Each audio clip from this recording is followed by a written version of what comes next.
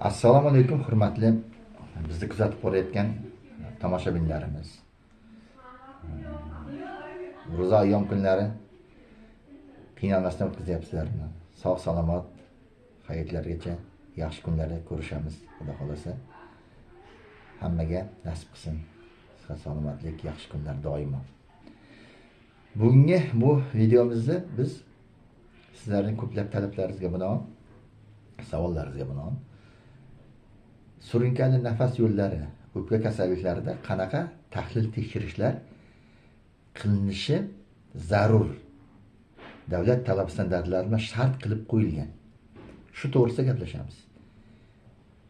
Bu surunkali nafas yo'llari va o'pka kasalliklarida qilinishi kerak bo'lgan davlat talab standartlari bilan belgilab qo'yilgan tahlil tekshirishlarni kim, qayerda, qachon, qanday qilishligini men qisqa, aniq qilib aytib o'taman. Demak, avvalambor bemor odam, xasta odam birinchi bor o'zining oilaviy shifokoriga murojaat qiladi. Agar u surunkali kasallikka ega bo'lsa, demak, fizikal tekshirish, tashqi ko'krak tekshirish, o'pka o'tkazuvchanligi, nafas tekshirish, nafas olishini, paypasda perkussiya qilib, o'pka ekskursiyasi, o'pkani eshitish va hokazolar bu oilaviy shifokor, demak, yoki murojaat qilgan shifokoringiz fizikal tekshiruvlar deyiladi. Bu obyektiv va bemor savollariga javoblar, subyektiv shikoyatlar, anamnezlar, bu majmuasi shundoq. Bu tarozining bir tarafi. Ikkinchi tarafida zarur bo'lgan 5 ta, 8 ta tahlil tekshirishlar borki, ular albatta rejali ravishda qilinishi kerak. Biz hozir rejali kasallar to'g'risida gapiryapmiz. Shoshlanish kasallar o'z joyida navbatchi shifokor yoki har tez tibbiy yordam ko'rsatilib shifoxonaga olib boriladi va ahvoli yengillashtiriladi va reja qilinadi. Nima qilish? Davo rejasi. Demak, biz hozir rejali kasallar haqida gapiryapmiz. Endi tahlil tekshirishlar birinchisi albatta bu surunkali nafas yo'llari va o'pka kasalliklarida bu balg'am tekshirish. Balg'am tekshirish. Yoki bemorda oilaviy shifokor ko'rikda bir martalik shpatil bilan tomog'ini ko'rib, tomog'ida agarda nalyot bo'lsa, ya'ni yeringlar va har xil toshmalar bo'lsa, u demak tomog'idan o'sha joydan ikkita ekishga, demak tampon bilan ekish olinadi, passiv bak laboratoriyaga. Bu mikrobakteriyani tekshirish, uning antibiotikga ta'sirchanligini aniqlash uchun. Bu narsa ham qilinadi oilaviy shifokorni oilaviy poliklinikada yoki markaziy poliklinikada. Buni qilishdan ozgina talabi bor. Shart talab bu, bemor oxirgi 2 hafta, 1 oyda antibiotik olmagan bo'lishi kerak. Agar antibiotik olgan bo'lsa, antibiotik ichmayotgan bo'lsa, unda bu tomoqdan olingan surtmaning, ekish surtmasining klinik ahamiyati pasayib ketadi. Ya'ni haqiqiy patogen shu yallig'lanish tomoqda chaqirgan 1 lamchi yo 2 lamchi chaqirgan patogen mikrobni, bakteriyani aniqlab bo'lmaydi. Bu shunday tomoni bilish kerak. Demak, bemor 5 kun, 3 kundan ziyod shamollash davom etsa va xuruj bersa, surunkali bronxiti, obstruktiv bronxiti va boshqa bronxitatik kasallik va hokazo, unda antibiotik olishdan oldin oilaviy shifokorga kelib, markaziy poliklinika, tuman poliklinikasida demak shunda surtma olinishi kerak ekishga. Endi ikkinchisi bu albatta balg'am tekshirish. Balg'am 1 martalik va ko'p martalik tekshiriladi. Makroskopik, mikroskopik va bakterial ekishga beriladi. Bu ham oilaviy poliklinika, markaziy poliklinika maxsus yo'llanma bilan hozirgi kunda bu sil kasalliklar markaziga yuboriladi. O'sha yerda bak laboratoriya hozircha faoliyat yuritadi. 3 kun, 5 kunda javobi keladi. Endi keyingisi bu rentgen tekshirish. Rentgen tekshirish albatta asoratlashmagan, 3 oyda, 6 oyda qaytalanmagan o'pka nafas yo'llari yallig'lanishlarida ahamiyatli. Agar asoratlashgan bo'lsa, misol uchun biz ilgari surunkali deymiz, hozirgi kunda bunday tushuncha dunyo xalqaro kasalliklar klassifikatsiyasida yo'q. Bu qaytalanuvchi pnevmoniya deyiladi. Hamma pnevmoniya 4 ta bosqichda patologik anatomik bosib o'tgani uchun hamma pnevmoniya deyiladi. Qaytalanuvchi, tezlik qaytalanuvchi va qaytalanuvchi deyiladi va demak gospital, no gospital.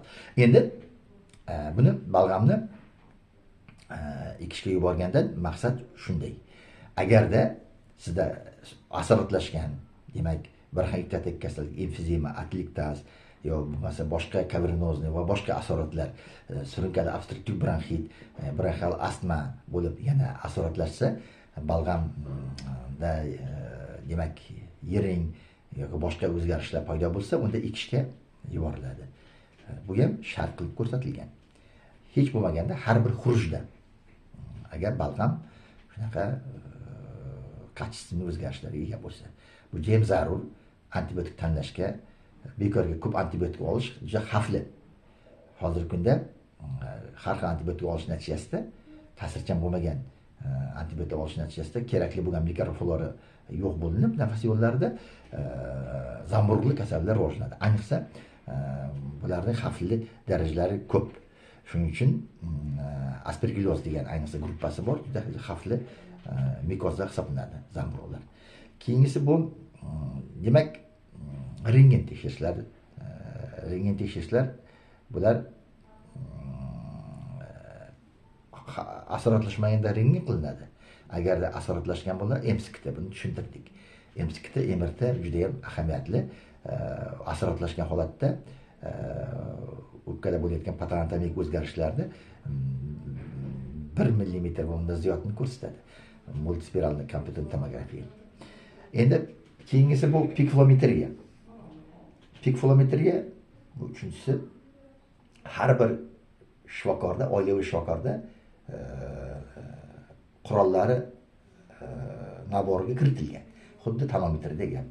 Pikfilometr oddiy apparat bo'lib, buni ixtiro qilinganiga 200 yildan oshib ketdi.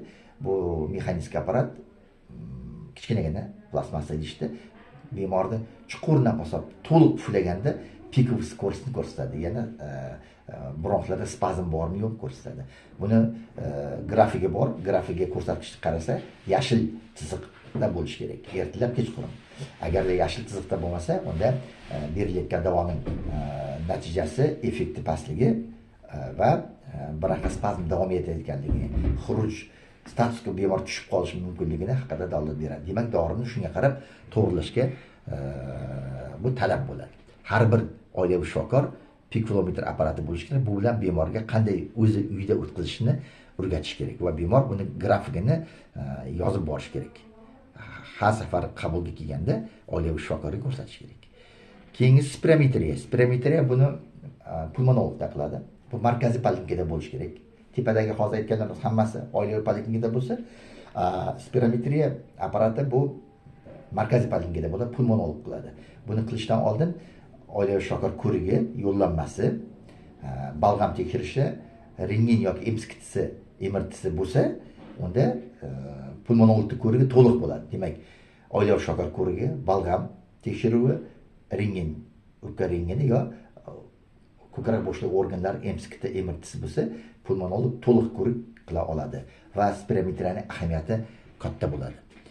Keyingisi albatta bu ko'pchilikka qilinadigan yo'llama beriladigan asoratlashgan holatlarda har xil demak bronxit kasallik yoki bo'lmasa o'smalar paydo bo'lganda bu surunkali o'pka kasalliklarida bronxit kasallik rivojlanishi mumkin. Bunda lavaj o'sha kengayib ketgan bronxda muolajalar qilish to'g'ri keladi. Bo'lmasa bemor yengillashmaydi. Bunda MSKda, MRTda ko'ringandan keyin buni pulmonolog bronxoskopiya apparatiga yuboradi. Bronxoskopiya apparati markaziy poliklinikada bo'lishi kerak va tibbiy markazlarimizda buni mutaxassis bronxoskop qiladigan mutaxassis qilib, lavaj qiladi, kengayib ketgan o'sha kaverna yoki bronxlarni tozalaydi va o'smalardan biopsiya oladi. Bu juda ahamiyati katta. Endi mana shular eng asosiy tekshiruvlar. Bundan tashqari agar oilaviy shifokor va pulmonologdan o'tgandan keyin alohida tekshirishlar ham bor. Misol uchun bu onkomarkerlar chetga qo'yaylik, mayli bu onkologlarga yo'llanma bo'ladi. Endi bu antigenlar, har xil antitelalar, antigenlarga ishlab chiqqan antitelalar. Hozirgi vaqtda Coviddan keyin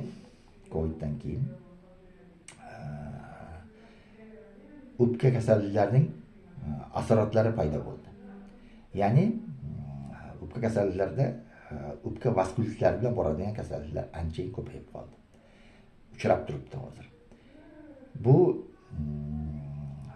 o'pka alveollarning, bronxiollarning bazal membranasiga qarshi, hujayralarga qarshi ishlab chiqilgan antitelalar titri tekshiriladi. Bu titr aslida bo'lmasi kerak qonda. Agar paydo bo'lsa, demak 4 ta kasallik haqida ma'lumot beradi.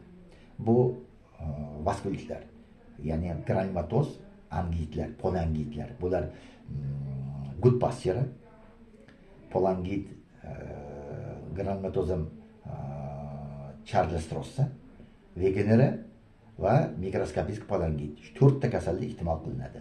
Mana bunday holatda o'sha biopsiya olishga ham to'g'ri keladi. Unda MCT emirtning natijasiga qarab va o'sha bazal membranaga qarshi antitela aniqlanadi. Mana shunday ahamiyatlarga ega. Endi savol tug'ilishi mumkin, boshqa analizlar ahamiyatlimi? Ha, umumiy analizlar ham ahamiyatli. Bu yallig'lanishni ko'rsatadi. Umumiy qon tahlilida agar umumiy qilinsa, formula qilinsa, eozinofillari oshishi, limfotitlar oshishi, monotitlar bilan oshishi, bu surunkali kasallik va virusli kasallik yoki bakterial kasallik haqida ham ahamiyatga ega. Soy likotitlar, likoformulaning chapqa siljisi bu ahamiyatli. Ahizi, anemiyaning, ya'ni o'pka to'qimalari eritropoetindan ishlab chiqadi. Albatta, gispirindan. Buning ahamiyati bor. Shuning uchun anemiya, surunkali kasallik anemiyasi rivojlanishi mumkin. Bu aralash anemiya hisoblanadi. Shuning uchun buni ahamiyatli. MCV, demak, bu eritrotsitlarning umumiy razmeri umumiy qon tahlilida formulada va gemoglobinlarning o'rtacha eritrotsitdagi borligi. Bu ham ahamiyatli. Demak, o'sha eritropoetinning kam ishlab chiqishi va surunkali anemiyaning, ikkilamchi anemiyaning, surunkali kasalliklar ikkinchi anemiya paydo bo'lishini ko'rsatadi. Albatta, surunkali nafas yo'llari va o'pka kasalliklarida asoratlarning oldini olish va uni to'g'ri davolash ahamiyatli. Shuning uchun bu tahlil tekshirishlar bir qismi oilaviy poliklinikalarda, misol uchun o'sha balg'am tekshirish, rentgen, piklometriya har bir oilaviy shifokorda va laboratoriya yaxshi jihozlangan. Qolganlari bronxoskopiya, spirometriya, MCT, emirtiga o'xshagan tekshirishlar, antitelalar, onkomarkerlar markaziy poliklinikada bo'lishi kerak. Shunda oilaviy shifokor jo'natgan, yo'llagan bemorlarga o'z vaqtida tashxis qo'yiladi va asorat o'pka yurak yetishmasligining og'ir darajasiga olib kelmaydi. Surunkali nafas yo'llari, bronxlar va o'pka yallig'lanish kasalliklari, bular albatta o'pkada fibroz yoki bo'lmasa bronxoskopiya, atelektaz, emfizema, bronxitit kasallik rivojlanish natijasida o'pkada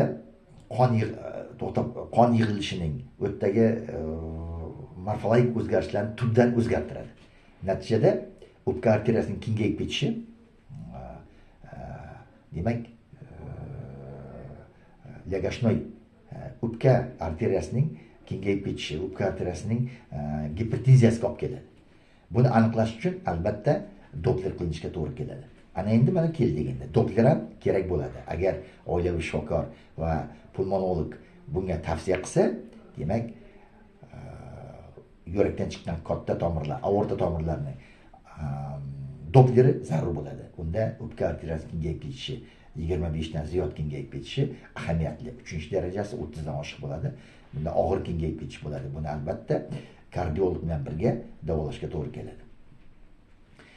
Bundan tashqari o'pka surunkali kasalliklari tez xuruj berishi, har 3 oyda 6 oyda xuruj berishi bu boshqa organlar zararlanishiga olib keladi. Ayniqsa yurakdan tashqari yurakning amiloidoz kasalligiga, ikkilamchi buyrak yetishmovchiligiga olib keladi. Har qanday holatda o'pka surunkali kasalliklarida oilaviy shifokorning, oilaviy poliklinika ahamiyati katta. To'g'ri yo'naltirish uchun bemorni to'g'ri fizikal ko'rish, palpatsiya, perkussiya, auskultatsiya va balg'am, rentgen, asoratlashgan bo'lsa MSKT o'tishi, pikflometrda oilaviy shifokor har birida pikflometr apparat bo'lib, buni oson ishlatish, yashil chiziqda bo'lishi, bemorning pikoviy скоростda chuqur nafas olib chiqazgandagi boyagisi bronxospazm yo'qligini ko'rsatish juda katta ahamiyatga ega. Shuning uchun hurmatli biz kuzatuvchilar, mana shunday tekshiruvlarda o'zi sanoqli 5 ta 8 ta tekshiruvlarda har xuruj berganda yoki bo'lmasa bahor, kuz, qishda xuruj beradi nafas yo'llari surunkali kasalliklar. Bunda o'z vaqtida bu tekshirishlarni o'tib, to'g'ri rejali qilingan davolarni olib, kerakligi statsionarda qolganini doimiy oilaviy shifokor nazoratida olib yursangiz, asoratlar bo'lmaydi, ko'p uzoq yashaysiz. Shuni biz sizga tilab qolamiz. Keyingi videolarimizda uchrashguncha xayr, salomat bo'ling.